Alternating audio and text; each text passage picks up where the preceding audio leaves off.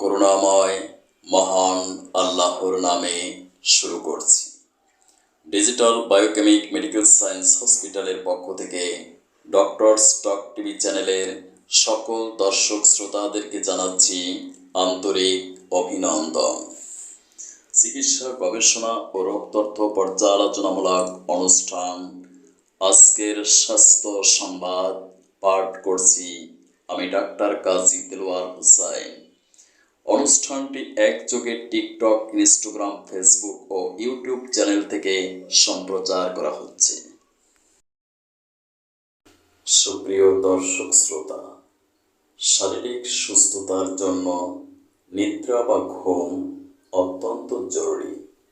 দৈহিক পরিশ্রমের পর যখন শরীর ও মন অবসন্ন হয়ে পড়ে, তখন নিদ্রা সেই অবসন্নতা দূর করে পুনরায় শরীরকে কার্যক্ষম করে।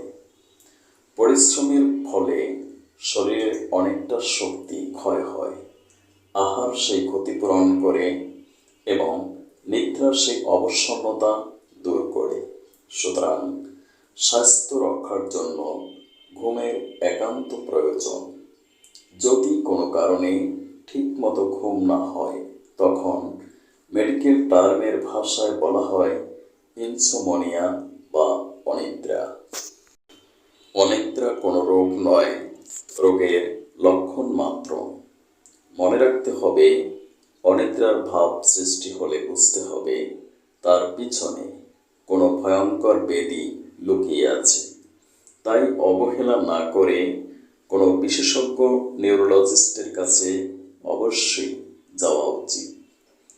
অনিদ্রার অন্যতম প্রধান কারণগুলো হলো ব্রেনের গ্রে ম্যাটার পার্ট ড্যামেজ হওয়া, নার্ভ ড্যামেজ হওয়া, deficiency of some vitamins and minerals, stress বা মানসিক চাপ, অতিরিক্ত শোক, দুঃখ, ভয় ও ক্রোধ, অতিরিক্ত চা কফি পান করা, ব্রেনের পুষ্টির অভাব, মস্তিষ্কে রক্ত সঞ্চয়, ফুসফুসের কোনো রোগ, অতিরিক্ত ভোজন, উপবাস, কনস্টিপেশন বা কোষ্ঠকাঠিন্য, ধূমপান ও রাত্রি জাগরণ, অতিরিক্ত ব্রেন ওয়ার্ক করা, অত্যাধিক মস্তিষ্ক পরিচালনার কারণে ব্রেনের ধমনীগুলো উত্তেজিত হয় এবং ব্রেন সেলগুলোতে রক্ত সঞ্চয় দ্বারা তাকে সজাগ করে রাখে। স্বাভাবিক নিদ্রাকালে মস্তিষ্ক প্রায় নিরক্ত অবস্থায় পাংশুবর্ণ হয়ে থাকে। ক্যান্সার রোগীদের ক্ষেত্রে প্রায় আমরা 90% অনিদ্রা লক্ষণটি লক্ষ্য করি। MBBS ও DHMS কোর্সে বায়োকেমিস্ট্রি নামক একটি সাবজেক্ট পড়ানো হয়। অ্যাকর্ডিং টু বায়োকেমিস্ট্রি, আমাদের দেহে রয়েছে some essential biochemic salt, minerals and vitamins. Basically এই এসেনশিয়াল সাবস্টেন্সগুলোর ডেফিসিয়েন্সির কারণে আমাদের সেলগুলো ড্যামেজ হয়। ফলে আমরা ক্যান্সার, ডায়াবেটিক্স ও হৃদরোগ সহ বিভিন্ন প্রাণঘাতী রোগে আক্রান্ত হই। যদি সূক্ষ্ম মাত্রায় বায়োকেমিক মেডিসিনগুলো প্রয়োগ করা হয়, তাহলে কোষগুলো পুনরায় সজীব, সতেজ ও সক্রিয় হয়ে উঠবে। ফলশ্রুতিতে আমরা অনিদ্রা রোগ থেকে স্থায়ী আরোগ্য লাভ করতে পারব ইনশাআল্লাহ।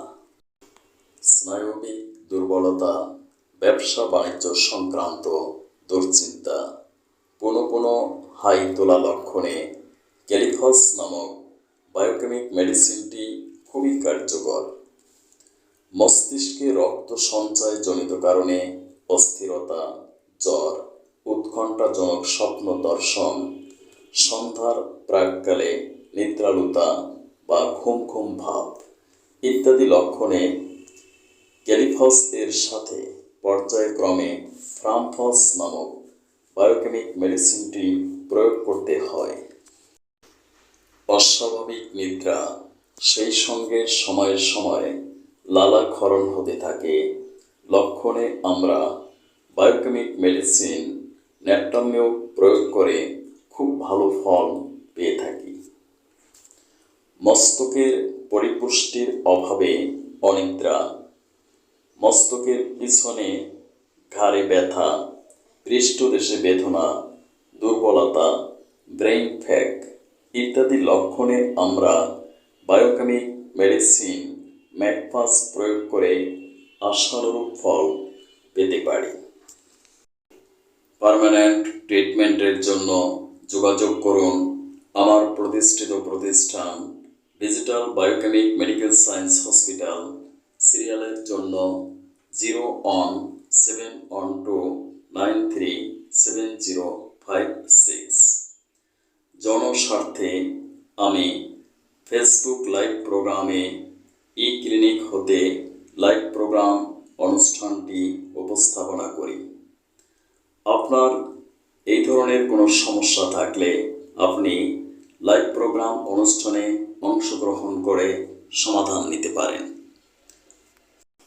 মনে রাখবেন, কখনোই নিজে নিজে ফার্মেসি থেকে মেডিসিন ক্রয় করে খাবেন না, কারণ এই মেডিসিনগুলো হলো পটেন্সি মেডিসিন। পটেন্সি জাস্ট না হলে মেডিসিনে কোনো কাজ করবে না। তাই অবশ্যই একজন বিএসএমএস অথবা ডিএসএমএস ডক্টরের পরামর্শ অনুযায়ী ওষুধ গ্রহণ করুন। সম্পূর্ণ সুস্থ থাকতে পারবেন ইনশাআল্লাহ।